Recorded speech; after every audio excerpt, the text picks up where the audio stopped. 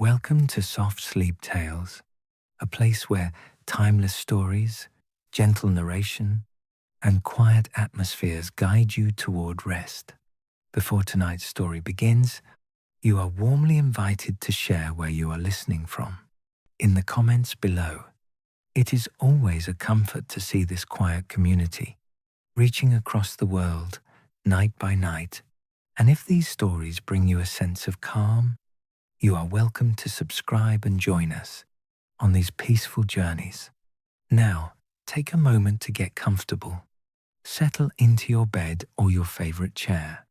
Gently close your eyes, take a slow, deep breath, and allow the day to soften and fade.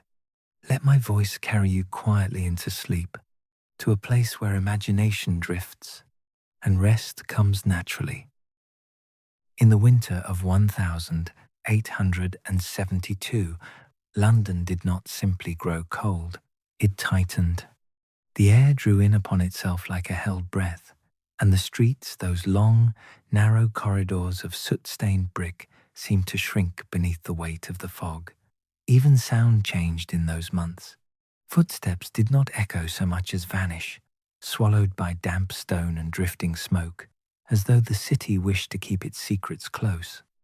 Along Clerkenwell Road, where the cobbles were uneven and the gutters ran black with thaw and coal dust, a man moved steadily from lamp to lamp, carrying a long pole on his shoulder and a small tin of tools at his hip. His name was Edmund Hale. He was not young, though he was not yet old enough to be called ancient, and his face had the look of someone who had spent his life outdoors, cheeks weathered, eyes narrowed from wind and grime, and a jaw that seemed set in quiet endurance more than pride. His gloves were worn thin at the fingertips. His coat, though brushed and cared for, had been mended more times than anyone might count. Edmund was a lamplighter, one of those men whose work the city demanded yet rarely noticed. He rose before dawn in summer and walked deep into evening in winter. He fed flame into glass, turned darkness into a softer thing, and then went home with the soot on his hands and the silence of empty streets in his pocket.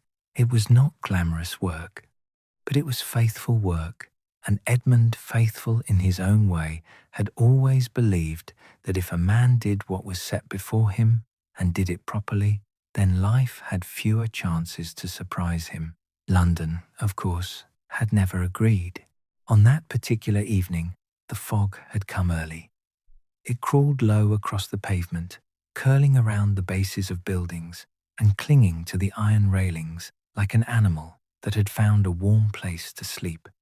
The sky was not truly night yet, but the daylight had dulled into something colourless, and the city seemed to exist behind a veil. Edmund reached the first lamp of his route and paused beneath it. The lamp itself was a tall iron post with a glass chamber at its top. Around the base, the cobbles were slick and dark, and there were the usual signs of city life: a crushed paper wrapper, a faint smear of mud, the edge of a broken clay pipe. And Edmund set his pole, steadied it, and with practiced movement lifted the little hatch and coaxed the flame alive. A gentle thrum followed, almost like a sigh gas meeting fire, and the chamber bloomed into amber light. It did not cut the fog, not fully, but it gave the fog a shape. Edmund watched a moment, as he always did, to make sure the flame held steady. Then he lowered his pole and made a small note in his ledger, an old habit. He liked to keep track of each lamp, each one a small responsibility. He moved on. 2 streets later, the fog thickened. The silhouettes of buildings looked softened at their edges, and the far end of the road vanished into grey. Edmund walked with his shoulders slightly hunched, his breath visible in faint puffs. Somewhere in the distance, a cart rattled along, though its driver was invisible. Once, a dog barked, then stopped, as if reminded it had no reason to speak. Edmund reached the next lamp. He lit it, then the next. The rhythm of it was familiar. Pole, hatch, flame, wait, ledger, move on. He had nearly finished the stretch when he noticed something that did not belong. At the base of the fourth lamp, half hidden by the lip of the curb and a thin layer of damp leaves, lay an envelope. It was not the sort of thing that might be tossed by accident. It was placed set down carefully, rather than dropped. The paper looked thick, the kind used for serious letters, and though the envelope had dulled with moisture, it still held its shape. Edmund stood very still. He had learned, over years, that certain things in London were best avoided. A man who made his living walking alone at night did not touch what he did not need to touch. Yet there was something deliberate about it. He crouched slowly, joints protesting, and pinched the edge of the envelope between his gloved fingers.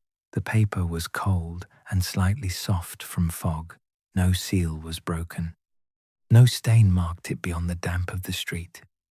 Across the front, in a careful hand, was written a name: Mr. Thomas Wren, C.O. the Foundry Yard, Clerkenwell. Edmund frowned. The foundry yard was not far. He knew it. A narrow passage of workshops and small rented rooms where men worked with iron and women took in laundry, and children learned, early, how to keep out of the way. A place of smoke and hammering and hard luck. He turned the envelope over. The flap was sealed with a dark red wax stamp, simple, unadorned, not a family crest, not a grand flourish, just a plain circle, pressed down with something small and smooth. And on the back, very faintly, as though written in a hand that had hesitated, was another line: Please. That single word, nothing more, made Edmund's stomach tighten in a way he could not quite explain. He stood again, the envelope held carefully in one hand. For a long moment he looked down the road, where the fog waited like a curtain. He could return the letter to the ground and walk on. He could do his job, finish his lamps, go home, warm his hands, and let whatever story belonged to that envelope continue without him. That would be the sensible thing. But Edmund Hale had been sensible for many years, and sometimes, rarely, inconveniently, the sensible thing was what haunted a man the longest.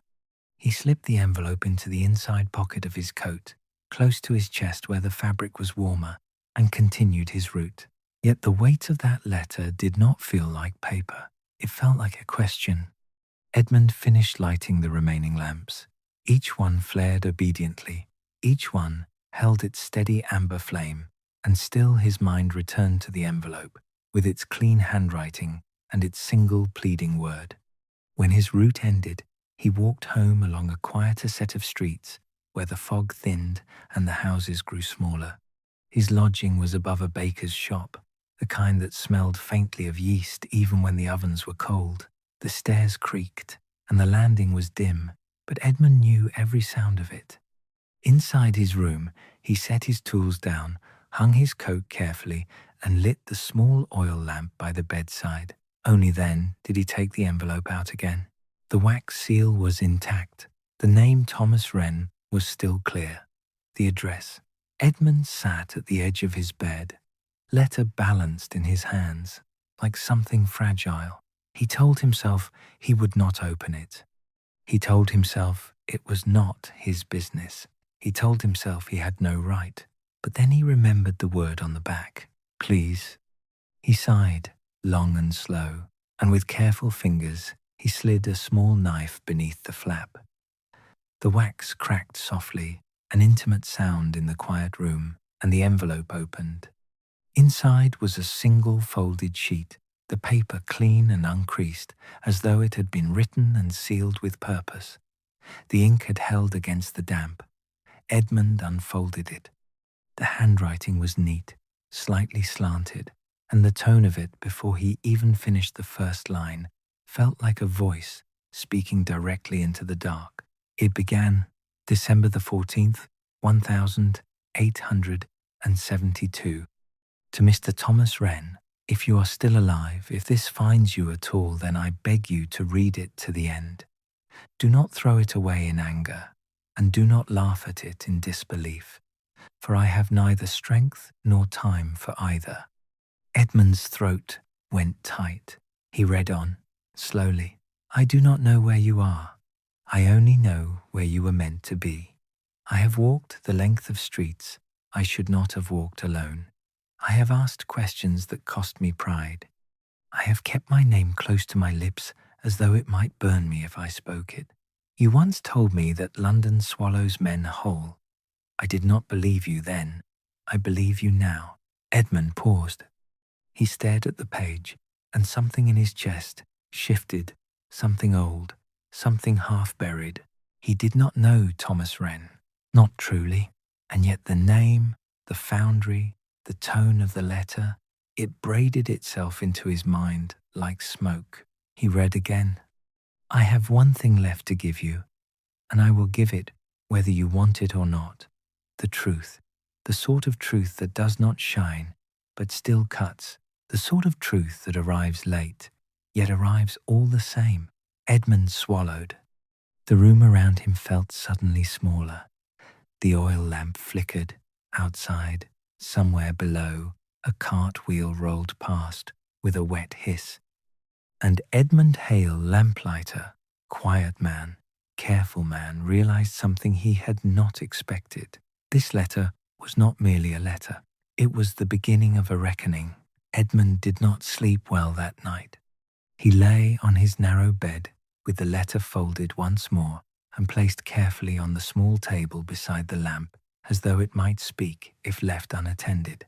Each time he closed his eyes, the words returned, not loudly, not with urgency, but with the patient insistence of something that knew it would not be ignored. London swallows men whole. He had heard that sentiment before. Everyone had, in one form or another. But there was something in the way it had been written that felt earned rather than dramatic, as if the writer had learned it too late and paid for the lesson in silence. When dawn came, it arrived without colour. The fog lingered, thinner now but still clinging to corners and doorways. Edmund rose, washed his face in cold water, and dressed with care. He folded the letter again and placed it inside his coat, though he would not be lighting lamps by day. The weight of it felt deliberate, as though it wished to be carried. He did not eat. Instead, he walked. Foundry Yard lay only a short distance from Clerkenwell Road, but the path to it felt longer than usual. The streets grew narrower as he approached, the buildings older, their brickwork darkened by years of smoke. The air smelled of iron and damp stone. Somewhere within the yard, metal rang against metal. In a slow, tired rhythm, Edmund paused at the mouth of the passage. A wooden sign hung crookedly above, its lettering faded. A foundry yard. Beneath it, the ground dipped slightly, collecting water that reflected the grey sky in broken fragments. He stepped inside. The yard itself was little more than a long, enclosed corridor with workshops lining either side. Doors stood open despite the cold, revealing dark interiors where men bent over anvils or furnaces, their faces lit briefly by sparks before vanishing back into shadow. Steam rose from drains. Voices murmured not in conversation, but in the practical exchange of labour. Edmund felt out of place. His work was solitary. This was communal, in a way he had never quite mastered. He approached the first open doorway and cleared his throat. "Pardon me," he said, quietly. A man looked up from a workbench, wiping his hands on a rag. His arms were thick with muscle, his sleeves rolled, his expression guarded but not unkind. "I'm looking for a man," Edmund said. "Thomas Wren." The man's brow furrowed. "Haven't heard that name in a while," he replied. "You sure he's meant to be here?" "He was," Edmund said. "At least, according to this." He did not show the letter, but the man seemed to understand. "Try further in," he said after a moment. "Third door, on the left. Mrs. Calder takes in lodgers. She remembers things others don't." And Edmund thanked him and moved on. Mrs. Calder's door was half closed. The paint chipped and faded. He knocked gently. A woman answered, thin, sharp-eyed, her hair pulled back tightly despite the early hour.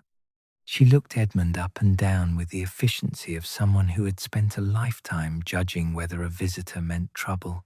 "Yes," she said. "I was told you might know of a man named Thomas Wren," Edmund said.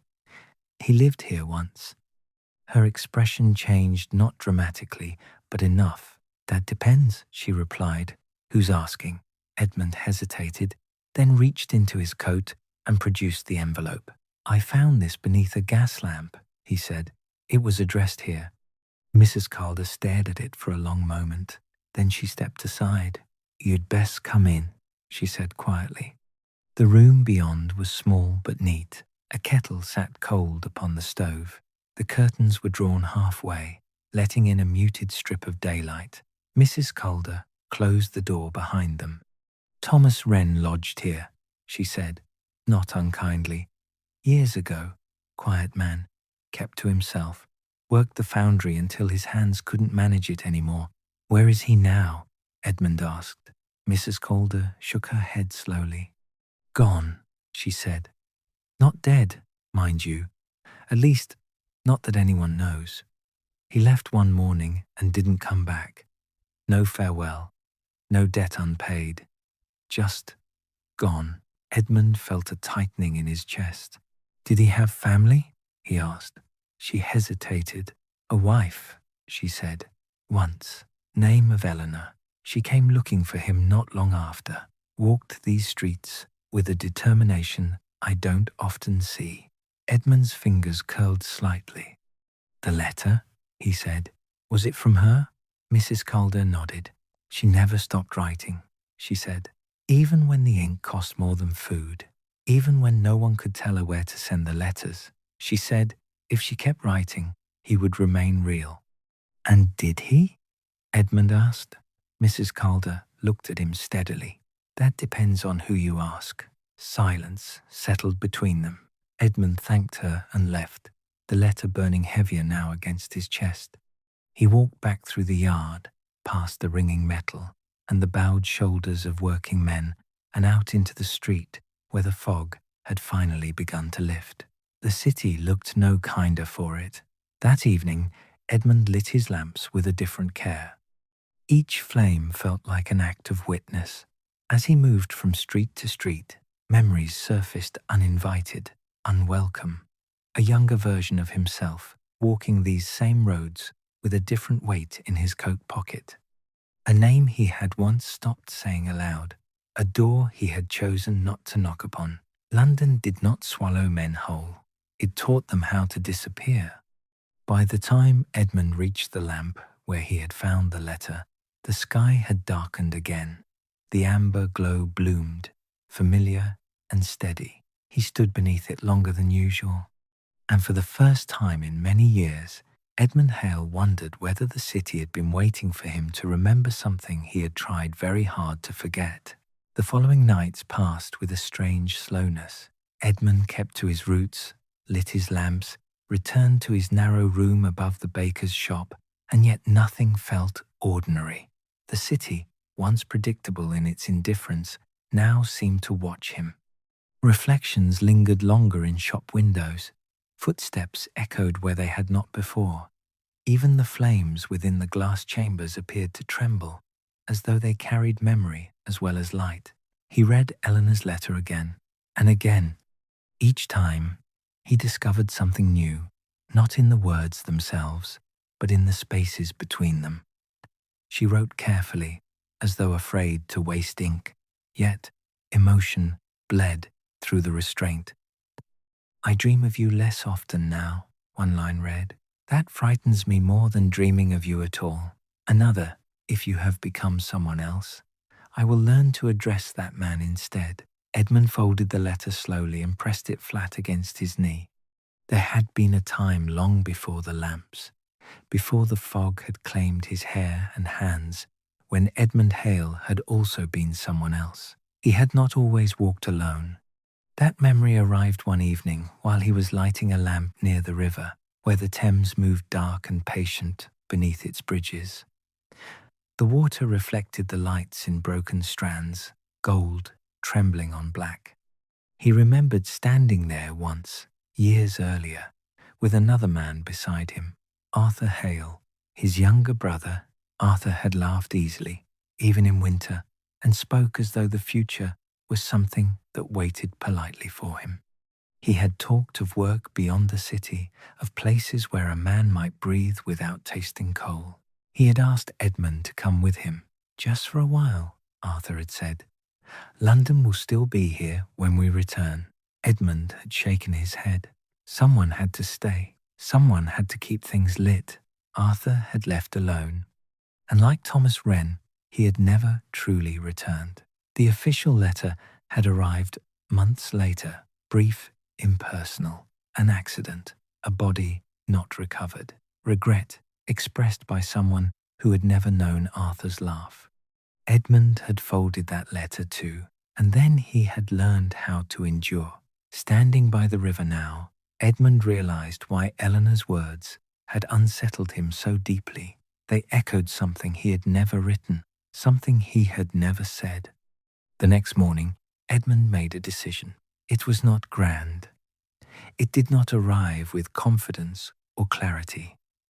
It came quietly, like the turning of a key in a long unused lock. He would find Thomas Wren, or what remained of him. His search began where the city kept its forgotten men. He walked through lodging houses where names were remembered for a week at most. He spoke to dock workers and night porters and women who scrubbed floors until their hands cracked. He learned which taverns had once welcomed foundry men and which alleys led nowhere despite promising otherwise. Some shook their heads, some shrugged, a few remembered. Wren, an old man said outside a public house, squinting through the smoke. Aye, quiet fellow, walked like he was always listening for something behind him. Another recalled a scar on Thomas's hand. A third remembered that he had stopped drinking toward the end, as though preparing himself for departure. Days turned into weeks. Winter deepened. Snow fell not heavily, but persistently, softening the city's edges and muting its sounds. Edmund's boots left tracks beside countless others, though most vanished by morning. Then, one evening, while lighting a lamp near a narrow street off Holborn, a woman spoke his name. Mr. Hale? He turned. She was young, no more than 25, with a shawl pulled tightly around her shoulders and eyes that had learned caution early. She held herself as though ready to step back at the first sign of refusal. Yes, Edmund said. How do you know me? You light the lamps, she said. My father used to say the city trusted you. Edmund was startled by that. I'm looking for someone, she continued. And I believe you are too.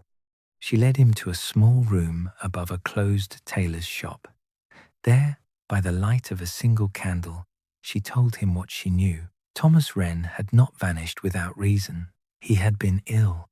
Not visibly at first, just a cough, a tremor in the hands. Later, weakness, breath that did not come easily. He had left the foundry when he could no longer lift what the work demanded. He said he didn't want to be remembered as a burden, the woman said. He believed leaving was kinder than staying. Did he say where he was going? Edmund asked. She nodded. To a place by the marshes, a charity house of sorts, for men who wished to disappear quietly. Edmund closed his eyes briefly. That, too, sounded familiar. When he opened them, the decision he had made days before felt complete. He would go there, not as a lamplighter, not as a man doing his duty, but as someone who understood the weight of leaving. Outside, the snow continued to fall, soft and unhurried. Edmund stepped beneath the nearest gas lamp and lit it, watching the flame bloom into steady life. Light, he thought, was not meant to be permanent. It was meant to be found. Edmund left London before dawn. The city did not protest his departure. It rarely did. The streets lay quiet beneath a thin skin of frost, the lamps still burning where he had left them the night before. Their amber glow faded behind him as he walked eastward, past warehouses and silent yards, until the buildings thinned and the air began almost imperceptibly to change. He carried little: a small bag with bread and cheese, a flask of weak tea, his coat, his gloves, and, inside his breast pocket, folded with care, Eleanor's letter. The road beyond the city was not kind, but it was honest. Mud clung to his boots. The wind carried the sharp smell of wet reeds and distant water. Birds moved low across the sky, their cries thin and fleeting. By mid-morning, the marshes appeared. They spread wide and colourless beneath the winter light, broken only by narrow paths and the occasional stand of bare trees. The charity house lay ahead low, weathered and quiet, as though it had learned long ago not to draw attention to itself. Edmund approached slowly. A bell hung beside the door, its rope frayed with use. He rang it once and waited. A man answered, grey-haired, stooped, with eyes that measured without judging. "I'm looking for Thomas Wren," Edmund said. The man nodded. "You're not the first," he replied, "but you may be the last." He stepped aside. Inside, the air was warm but heavy. The scent of boiled broth and damp wool filled the narrow hall. Men sat quietly along the walls, some reading, some staring at nothing in particular. No one spoke. Edmund felt a strange reverence settle over him. They led him to a small room at the far end. Thomas Wren lay on the bed, thinner than Edmund had imagined, his hair more silver than brown. His hands rested upon the blanket, one marked by a familiar scar along the knuckle. He looked up as Edmund entered. For a moment, neither spoke. "You're not Eleanor," Thomas said at last, his voice hoarse but steady. "No," Edmund replied, "but I carry something she wrote." Thomas closed his eyes. "She always did speak better through ink," he murmured. Edmund sat beside the bed and took out the letter. He did not read it aloud at first. He simply held it between them, as though offering a bridge. Thomas's breath caught. "I thought I was sparing her," he said quietly. "I thought disappearing would hurt less than staying and being watched fade." Edmund nodded. "I once believed the same," he said, "about my brother." Thomas looked at him, then truly looked at him. "Did he forgive you?" he asked. Edmund was silent for a long time. "I don't know," he said, "but I know this. Light left unshared goes out all the same." Thomas's eyes filled, though no tears fell. "Will you take a message back?" he asked. Edmund shook his head gently. "No," he said. "You will." Thomas frowned. "I'm not strong enough." Edmund reached into his pocket and unfolded the letter one final time, turning it so Thomas could see the last lines. Eleanor had written lines Edmund had never spoken aloud. "Even if you cannot return as you were," she had written, "return as you are. I will meet you there." Thomas pressed his lips together, trembling. Outside, the marsh wind rattled the window. Edmund rose. "I have lamps to tend," he said, "but tonight one will burn a little longer."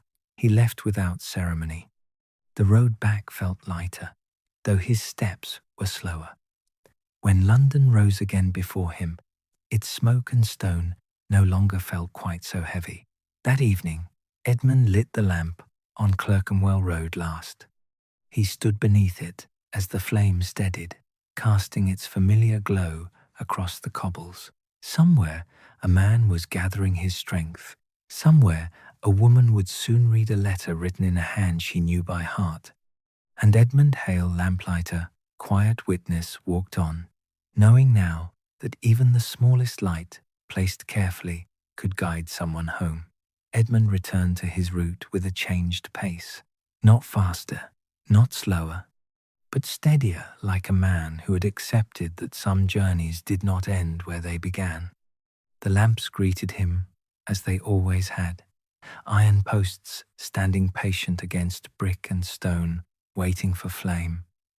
Edmund lit them one by one, the familiar hiss of gas, followed by the gentle bloom of amber light. Yet now, each lamp felt less like a duty and more like a marker, a quiet promise that darkness would not be allowed to claim everything at once. Snow continued to fall through the following days. It softened London into something almost kind. Footprints blurred, edges disappeared. Even the sharpest corners seemed willing to forgive. Edmund noticed people again, a child lingering beneath a lamp longer than necessary, warming her hands. A woman pausing mid-step to read a sign she must have passed 1,000 times before. A man removing his hat, briefly, as though in thanks. He had lit these lamps for years, but only now did he truly see what they did.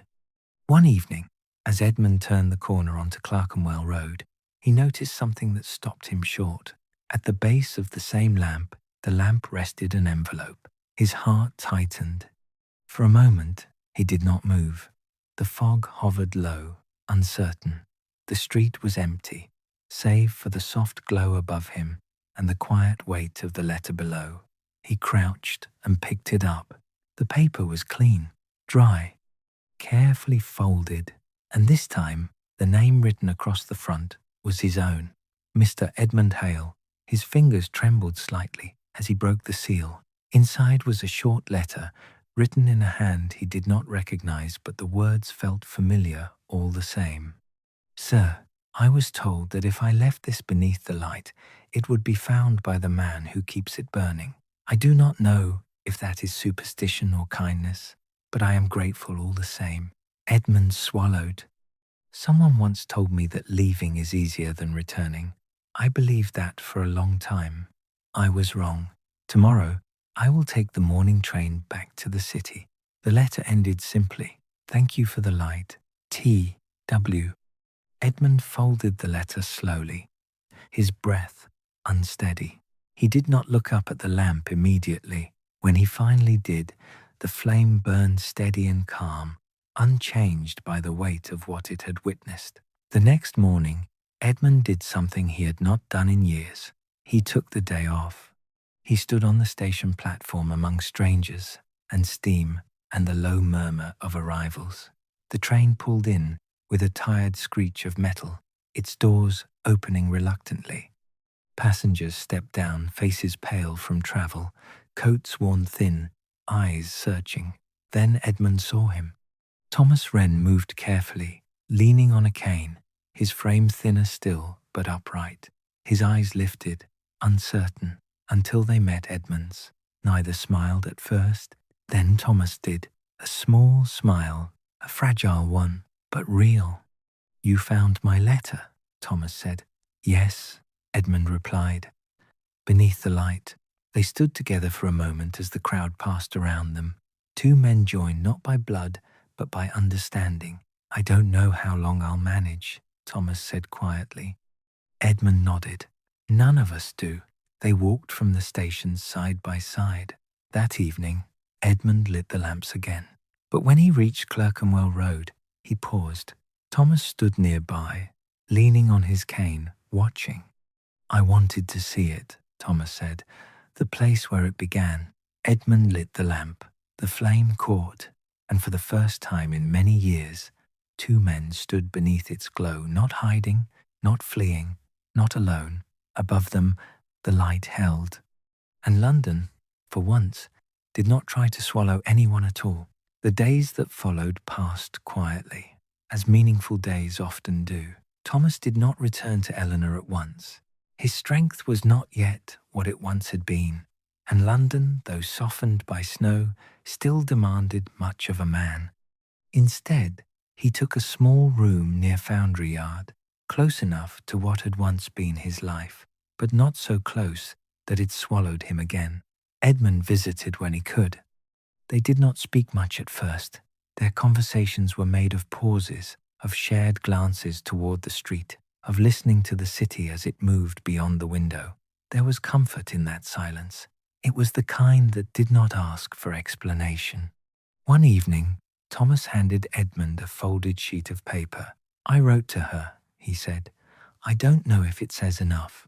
Edmund did not unfold it. If it's honest, he replied. It will be enough. Thomas nodded.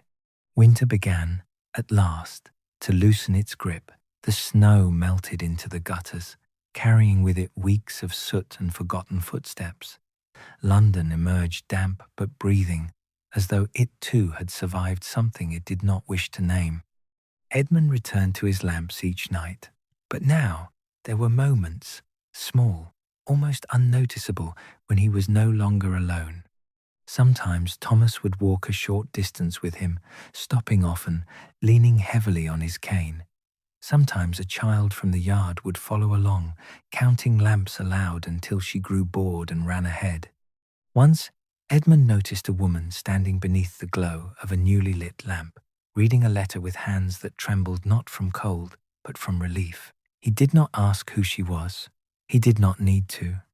One night, as Edmund reached the end of his route, he found himself lingering again beneath the lamp on Clerkenwell Road. The street was clear. The fog was absent. The city seemed bare in the honest way of early spring. Edmund touched the iron post lightly. He thought of Arthur, of the road his brother had taken, and the one Edmund had refused. He thought of Thomas, who had learned that disappearance was not the same as mercy. He thought of Eleanor, whose words had crossed fog and doubt and time itself. Most of all, he thought of the quiet truth he had avoided for years, that staying was not always braver than leaving, and leaving was not always kinder than returning. The lamp burned steadily above him. Edmund stepped back and looked at it not as a tool, not as a duty, but as something almost sacred. Light, he realized, did not undo the dark. It simply made it possible to move through. He closed his ledger for the night and began the walk home, his footsteps unhurried, his shoulders lighter than they had been in many winters. Behind him, the gas lamp continued to glow, and beneath it, for the first time in a long while, nothing at all was waiting to be found, because what had been lost was already finding its way home. It began, as these things often did, with something small, a sound. Edmund was halfway through his route when he heard it, a faint, uneven tapping that did not belong to footsteps or cartwheels. It came from the far end of the street, just beyond the reach of the next lamp's glow. He paused. The city was quiet, but not asleep. Somewhere a window closed, somewhere water dripped from a gutter, and then again the sound. Tap, pause, tap. Edmund moved toward it.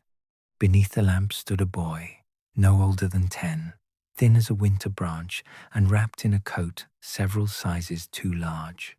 He held a small wooden box against his chest, its lid secured with twine. One of his shoes was cracked at the sole. He did not look afraid. He looked determined. "You're the man who lights them," the boy said, before Edmund could speak. "I am," Edmund replied gently, "and you shouldn't be out this late." The boy nodded, as though he had already agreed with that fact long ago. "I was told to wait here," he said, under the light. Edmund felt something tighten behind his ribs. "Who told you that?" The boy hesitated, then answered carefully, "My mother." Edmund knelt so they were level. "And where is your mother now?" The boy's grip on the box tightened. "She works nights," he said, "at the laundry by the river. She said if she didn't come back by morning, I should give this to you." He held the box forward. Edmund did not take it immediately. "What's inside?" he asked. "A story," the boy said, "and a letter. She said you'd understand." Edmund accepted the box. It was lighter than he expected. "Come," Edmund said softly. "You'll walk with me a while." The boy nodded and fell into step beside him as Edmund lit the next lamp. They walked slowly, the light moving ahead of them, then behind. "What's your name?" Edmund asked. "Samuel," the boy said. "My father used to work the foundry. He never came back."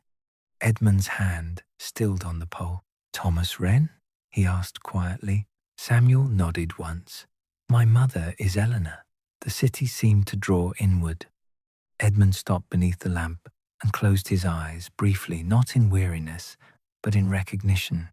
The story he thought had begun to settle had only widened. They reached Edmund's lodging together. Inside, Edmund set the wooden box on the table and untied the twine. The lid opened easily. Inside lay a folded stack of papers, carefully ordered despite their age, and beneath them a single sealed letter. The papers were stories, short ones, observations, scenes of London written in Eleanor's hand, a man who lights lamps so others may find their way, a boy counting steps to keep himself brave, a city that pretends not to notice kindness. Edmund's throat tightened. She wrote when she could, Samuel said. She said stories were a way of leaving light behind. Edmund opened the letter. It was addressed to him. Mr. Hale, if you are reading this, then the light is still burning, and my son has found you. I have trusted this city with many things. I trust him only with you. I have followed Thomas back to London in my heart before my body could manage it. If I am delayed, if my strength fails, then I ask you not as a stranger, but as a fellow keeper of what remains, to see that Samuel remembers he was never alone. Stories endure where people cannot. Eleanor. Edmund sat very still. Outside, the lamp glowed steady against the dark. Samuel watched him. Will she come back? The boy asked. Edmund folded the letter with care. Yes, he said, but until then, the light holds. That night, Edmund did not walk alone. Samuel slept on the narrow bed, curled around the oversized coat. Edmund sat by the window, oil lamp burning low, reading Eleanor's stories one by one. He understood then. This was never only Thomas's story, or Eleanor's, or his own. It was the story of what people left beneath the light when they had nowhere else to put it. And London, heavy, silent London, had finally given it back. Morning came softly. London did not wake all at once. It never had. It stirred in fragments, the scrape of a shutter, the distant call of a cart driver, the low murmur of water moving through pipes. Edmund sat by the window as the grey light crept in, Samuel still asleep behind him, breathing evenly, one hand clutching the edge of the blanket as though it might drift away. Edmund had not slept. Instead, he had read. Eleanor's stories were not long. Some barely filled a page. Others ended mid-thought, as if interrupted by work or exhaustion. Yet together, they formed something larger than a collection. They were a map not of streets, but of moments. A woman pausing beneath a lamp to steady herself before knocking on a door. A man removing his hat when no one was watching. A boy learning the sound of his own footsteps so he would not be afraid of them. Edmund recognized himself more than once, unnamed but unmistakable. The lamplighter does not hurry, one story read. He knows that light, once given, will wait. When Samuel woke, Edmund made tea and cut bread into careful slices. They ate in quiet understanding. What will happen now? Samuel asked. Edmund considered the question honestly. Now, he said, we wait, and we walk, and we listen. Samuel nodded, satisfied. That day, Edmund took Samuel with him, not on the full route, but far enough to show him the lamps. He explained how the gas flowed, how the flame must be coaxed rather than forced. Samuel listened with a seriousness that surprised him. At the third lamp, Samuel stopped. People leave things here, he said. Yes, Edmund replied. Do they ever come back for them? Edmund looked at the iron post, scarred and weathered. Sometimes, he said, but not always in the way they expect. As days passed, word began to spread, not loudly, not deliberately. It never did. But people noticed that the lamp on Clerkenwell Road burned a little longer, that a boy sometimes sat beneath it, reading, that a man with a cane stood there once or twice, speaking softly to a woman whose face was half hidden by her shawl. Thomas grew stronger, slowly. Eleanor returned on a cold afternoon, thinner than when Edmund imagined her, but upright, her eyes sharp with recognition the moment she saw the lamp. She did not run. She walked. Thomas took her hand without speaking. Samuel stood between them, uncertain for only a moment, before Eleanor knelt and pressed her forehead to his. "I followed the light," she whispered. That evening, Edmund did not light the lamp alone. Thomas steadied the pole. Samuel watched the flame catch. Eleanor stood back, hands clasped, tears unashamed. The glow spread across the cobbles, familiar and new all at once. And something changed, not suddenly, not dramatically, but from that night on, people began to wait beneath the lamp. A seamstress leaving a note for her sister, a dock worker resting before the long walk home, a woman reading a story aloud to a child who was not hers. The lamp became what the city rarely allowed a place to pause without explanation. Edmund added no sign. He made no announcement. He simply kept lighting it. One night, long after the others had gone, Edmund found another envelope beneath the lamp. This one was addressed simply, "For whoever keeps the light." Inside was a single page written in an unfamiliar hand. "I do not know your name. I only know that when I stood here, I remembered who I was meant to be." Edmund folded the letter and placed it in his coat. The city did not swallow everything, he realized. Sometimes it returned what it had taken, if someone was patient enough to keep the light on. And so the story continued, not as an ending, not as a beginning, but as a quiet passing of flame from one hand to another beneath a gas lamp that had learned how to listen. Years did not arrive all at once. They came the way dusk did, slowly, almost kindly, so that no one could say precisely when one season ended and another began. Edmund noticed them first in his hands. The skin grew thinner, the veins more visible, the familiar chill lingering longer, even in mild weather. Samuel noticed them in Edmund's steps. "You pause more now," he said one evening, not as an accusation, but as an observation. "So the light can catch up," Edmund replied, with a small smile. Samuel was taller now. His voice had begun to settle into something steadier. He carried himself with the quiet assurance of someone who had learned early that attention could be gentle. He still came to the lamp. So did others. There were more notes these days, some folded carefully, some hastily scrawled.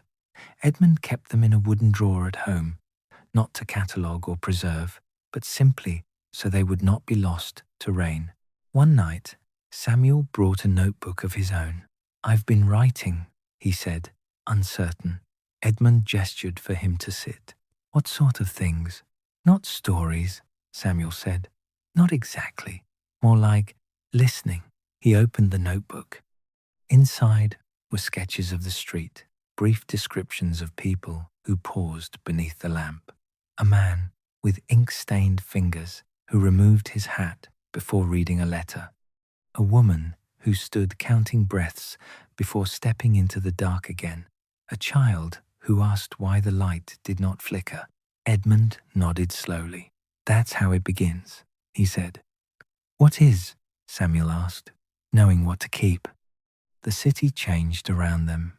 Electric lights began to appear in wealthier streets, harsh, white, impatient. They hummed instead of breathing. Some lamps were removed, others went unlit, forgotten.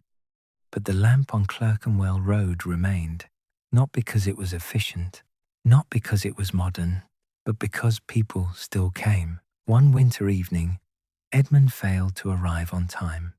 Samuel stood beneath the lamp alone, the sky darkening, the familiar hiss absent. He waited longer than he should have. Then he took the pole from where Edmund kept it, his hands steady despite the weight. He had watched long enough. The flame caught on the first try. When Edmund arrived, breathless and apologetic, he found Samuel standing beneath the glow, eyes lifted, the light reflected softly across his face. Edmund did not scold him. He only nodded. From that night on, Samuel lit the lamp beside him, Sometimes Edmund guided his hands, sometimes he simply watched, and sometimes, more often than he admitted, he rested on the nearby bench, content to let the younger man do what he already knew how to do. One evening, as spring returned and the air carried the promise of rain, Edmund handed Samuel the small wooden box Eleanor had once entrusted to him.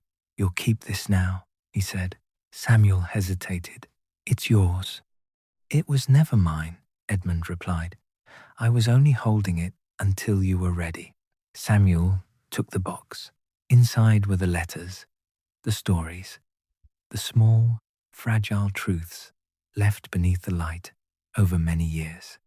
"What happens when you're not here?" Samuel asked quietly. Edmund looked up at the lamp. "The light will still be," he said, "as long as someone remembers how to wait with it." That night, Edmund walked home earlier than usual. The lamp burned on, and beneath it stood Samuel, older than the boy who had once waited with a box in his arms, younger than the man he was becoming, keeping the light not as a duty but as a promise. The city moved around him, and the story no longer one voice, but many continued to gather patiently beneath the glow. Edmund's absence did not arrive as an announcement. It arrived as a pattern no longer completed. The drawer where letters were kept was not opened one morning. The pole rested longer against the wall. The bench beneath the lamp remained empty past the hour Edmund usually passed. Samuel noticed first and said nothing. He lit the lamp alone that evening. The flame caught easily, as though it recognized his hands. People still came, some out of habit, some out of hope. A woman left a ribbon tied loosely to the iron post. A man placed a folded note beneath a stone to keep it from the wind. Samuel gathered them carefully. At home, Edmund's room was quiet. Not abandoned, never that, but settled, as though it had completed what it was meant to hold. Edmund lay resting, breathing shallow but calm, his eyes open when Samuel entered. "You're late," Edmund said, gently. "I stayed with the light," Samuel replied. Edmund smiled. "I thought you might." They did not speak much after that. There was no need. Some things, once carried long enough, no longer required explanation. On the third evening, Edmund asked Samuel to open the window. "The sound helps," he said. "It reminds me where I am." From outside came the city's low murmur, footsteps, distant voices, the faint hiss of gas as the lamp was lit across the street. Edmund listened. "Do they still come?" he asked. "Yes," Samuel said. "More than before." Edmund nodded. "Good." He slept then, not restlessly, not with effort, but as one does when vigilance is no longer required. By morning, the room had gone very still. Samuel did not rush. He closed the window. He folded Edmund's coat and placed it neatly by the chair. He took the ledger, the old one, with careful notes beside each lamp, and carried it with him when he left. That evening, the city gathered beneath the light, without knowing why. Someone had heard, perhaps, or perhaps they had only felt it, that subtle pull that sometimes followed loss, drawing people toward warmth. Samuel stood beneath the lamp, ledger tucked under his arm. He lit it. The flame rose steady and sure. A child asked him why people kept stopping there. Samuel thought of Edmund, of Eleanor's stories, of Thomas's quiet return, of all the things left behind without being lost. "Because," he said, "it's easier to remember who you are when someone keeps the light on." The child nodded, as though this made perfect sense. Later that night, Samuel opened the ledger for the first time and wrote a new line beneath the last of Edmund's careful notes. Light held. Witness continued. He closed the book. Above him, the lamp burned, as it always had, not brighter, not dimmer, but true. And the city, for all its noise and hunger and forgetting, leaned toward it still, because stories, like light, do not end. They wait. Time moved differently after Edmund's passing. Not faster, if anything, slower, stretching itself around small rituals and familiar paths. Samuel learned this gradually, the way one learns the weight of a coat that once belonged to someone else. At first it felt heavy, then, one evening, it fit. He kept the route unchanged, each lamp in its turn, each pause deliberate, each flame given time to settle. The city watched him, uncertain at first. There were those who remembered Edmund and measured Samuel against him, quietly, without malice. But the lamp did not compare them. It burned the same. And so, slowly, the city accepted the difference. Samuel began to notice patterns Edmund had never spoken of. Certain nights brought certain people. Mondays belonged to those who waited, Thursdays to those who had lost something and were unsure where to leave it. Sundays were quieter, but heavier, filled with letters written earlier, and only now brave enough to be delivered. One evening, Samuel found a small, leather-bound notebook beneath the lamp. No name. Inside were dates, short entries, observations, written in an older hand. Stood beneath the light tonight. Did not feel invisible. Returned. Still breathing easier here. Left the letter. May not come back. Samuel recognized the handwriting. It was Edmund's. He sat on the bench for a long while, the book open on his knee, the lamp humming softly above. Edmund had never spoken of returning here without him, had never said he, too, had once needed the light. Samuel closed the book and placed it in the wooden box with the others. That night, he added something of his own. I am still here. Spring gave way to summer. The gas lamps grew less necessary, but Samuel lit them anyway. Habit mattered. Continuity mattered. Even in daylight, people still paused beneath the post, touching it briefly as they passed, as if checking that something essential remained. One afternoon, a man approached Samuel with a hesitant smile. They say this place listens, he said. Samuel nodded. It does, he replied, but it doesn't answer. That's all right, the man said. I've done enough talking. He left a folded paper and walked on lighter than he had arrived. Years later, though, Samuel could not have said exactly when the city council posted a notice. Lamps to be replaced. Electrification schedule pending. The paper was nailed to a post not far from Clerkenwell Road. Samuel read it once. Then again, that evening, more people came than usual. No one mentioned the notice. No one spoke of change. They stood together beneath the glow, as though warmth itself might argue on their behalf. Samuel lit the lamp last that night. He rested his hand against the iron and felt the faint vibration within the steady breath of gas and flame.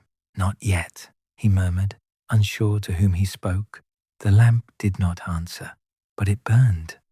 And as long as it did, the city, restless, forgetting, endlessly moving, continued to gather its stories and lay them gently at the foot of the light, trusting that someone would still be there to notice. The notice did not disappear. For days it remained nailed to the post, its edges curling with damp, its words stark against the brick. People passed it without comment, though some slowed as they read. Others did not look at all. Change, after all, was easier to accept when left unnamed. Samuel did not remove it. He believed, as Edmund had, that things should be faced in their proper light.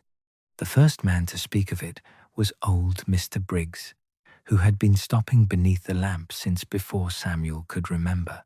They'll take it down, you know, Briggs said one evening, tapping his cane against the cobbles. Say it's progress. Samuel nodded. They might, he said. Briggs looked up at the lamp, squinting. Progress doesn't usually ask where to stand, he muttered.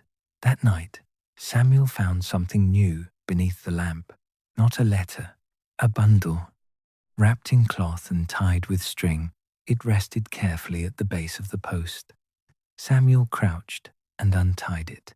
Inside were objects. A ribbon, faded but clean. A cracked clay pipe, a small brass button, a child's slate, no larger than a hand, no notes, no explanations, only offerings. Samuel felt his throat tighten. He carried them home and laid them out on the table, each one catching the lamplight differently. They were not valuable, they were not useful, but they had been kept. In the days that followed, more appeared.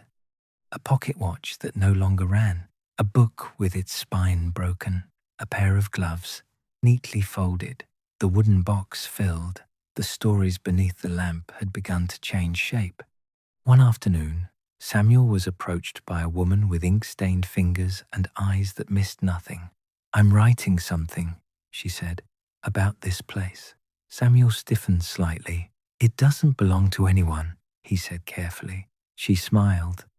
"That's why it matters," she replied. She returned often, standing just outside the glow, writing quickly, then stopping as if afraid to capture too much. People began to whisper, not loudly, not with excitement, but with the careful tone reserved for things that might be fragile. The listening lamp, the waiting light, the place where letters go when they have nowhere else. When the men from the council arrived, they did not come with tools. They came with papers. Samuel met them beneath the lamp, ledger tucked under his arm. "We're here to assess," one of them said. "Nothing more." Samuel nodded. They measured, they muttered, they consulted their lists. One of them, young, uneasy, paused. "My mother used to bring me here," he said quietly. "When my father didn't come home on time," the older man cleared his throat. "Sentiment isn't policy," he said. "No," Samuel replied, "but it's history." That night, the lamp burned later than ever. People stayed. They did not block the street. They did not protest. They stood quietly, shoulder to shoulder, their presence gentle but undeniable. Samuel lit the flame and stepped back. For the first time, he did not feel like its keeper. He felt like its witness. And as the city watched, caught between what it was becoming and what it had been, the lamp continued to glow, holding every story it had been given, waiting to see whether London still remembered how to choose. The decision did not arrive in writing. It arrived in silence. For 3 evenings in a row, no one from the council returned. The notice remained on the post, untouched, its paper yellowing slightly at the corners. The city, sensing something unresolved, grew unusually attentive. People came earlier now. They did not linger long, but they came. They stood beneath the lamp, one by one, sometimes in pairs, sometimes alone. Some brought nothing. Others brought letters they did not leave, holding them instead until their hands grew tired. Samuel noticed a change in himself. He had begun to listen not only to what was placed beneath the light, but to what was withheld from it, the pauses before footsteps resumed, the way people exhaled after standing there, the faint relief of not being required to explain. That night, Samuel unlocked the wooden box for the first time in months. He spread its contents across the table. Eleanor's stories, Edmund's notebook, the letters without names, the small offerings, objects shaped by memory rather than use. He realized then what the lamp had become.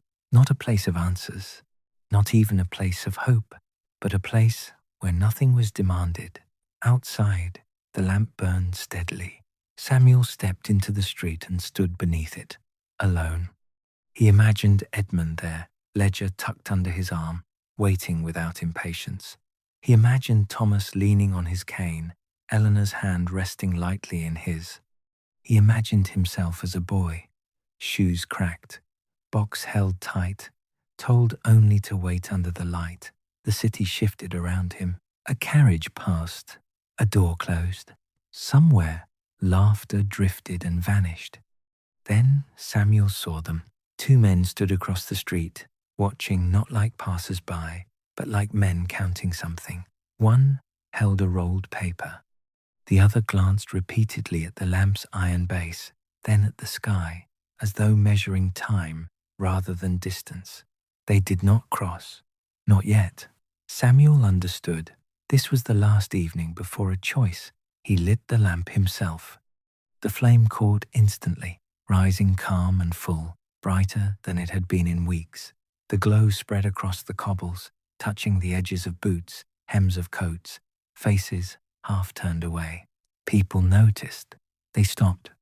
One by one, they gathered not close, not crowding, but near enough that the light belonged to all of them. Samuel opened Edmund's ledger. On the final empty page, he wrote slowly, "This light has never asked to be kept. It has only asked to be returned to." He closed the book. Above them, the lamp burned on, unaware of policy, untouched by progress, holding what it had always held. The quiet understanding that some things survived, not because they were efficient, but because letting them go would cost more than anyone was ready to admit. The men across the street exchanged a look. One of them stepped forward. Samuel did not move. The light did not waver, and the city held its breath. The man crossed the street slowly. He did not carry tools. He did not raise his voice. He stopped, just short of the circle of light, as though unwilling to step fully into it. "I'm sorry," he said, and meant it. No one answered. The city had learned, in that place, not to interrupt. "We've decided," the man continued, unrolling the paper in his hands without reading from it. "The lamp will be removed, not tonight, not by force, but soon." A murmur passed through the gathered crowd, not anger, not protest, recognition. Samuel looked up at the lamp. It burned steadily, unconcerned. "How long?" Samuel asked. The man hesitated. "A week," he said. "Perhaps less." Samuel nodded. "That will be enough." The man frowned, uncertain what he had just agreed to, and stepped back. That night, Samuel did not collect the letters. He left them. He wanted the lamp to hold them one last time. When the street finally emptied, Samuel returned alone. He stood beneath the light and placed Edmund's ledger at the base of the post. Inside it, he slipped Eleanor's stories, Thomas's letter, his own notebook. He did not seal it. Some things were not meant to be closed. At dawn, Samuel lit the lamp for the last time. He did not rush. He let the flame rise fully, bloom into its familiar warmth, and settle. Then he stepped back and waited. People came. Not all at once, but enough. They did not speak. They stood, read, remembered, and when the light was finally extinguished quietly, without ceremony, the street did not fall dark, because one by one, people turned and walked away, carrying something small but steady with them. A memory, a sentence, a promise to pause when needed. Weeks later, in another part of the city, a small oil lamp appeared in a bookshop window. No sign announced it, no plaque explained it. Yet people stopped there too, and later still, a candle burned in a train station alcove. Then a lantern outside a night shelter. Then a single light left on in a narrow hall where no one was required to stay. The city never noticed the pattern, but the people did. And somewhere, whether in London or beyond it, Samuel stood beside a new light, waiting without hurry, knowing now what Edmund had always known. Light does not belong to the place where it begins. It belongs to the hands willing to keep it and the hearts patient enough to stand beneath it until someone else is ready to continue the story.